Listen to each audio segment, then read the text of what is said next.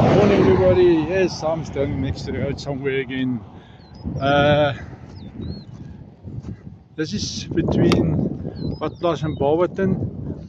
It is a small sawmill, but you see this fire has been burning now, smoldering for a couple of days.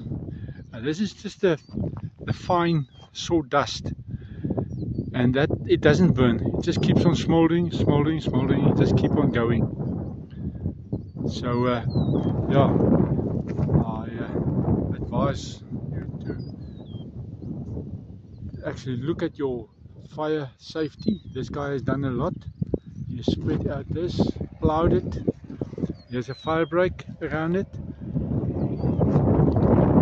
and then he's got heaps and heaps of fine sawdust.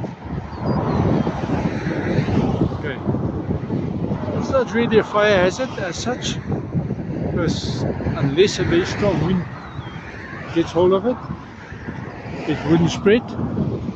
And but you need to keep water and attention close by. Somebody has to keep an eye on this thing, especially as the wind picks up like now. And then there's the risk of smoke over the road. There's a lot of traffic on this road, but the smoke going over, that smoke thickens, then nobody will see anything coming or going. So now that's one of the risks of a sawmill.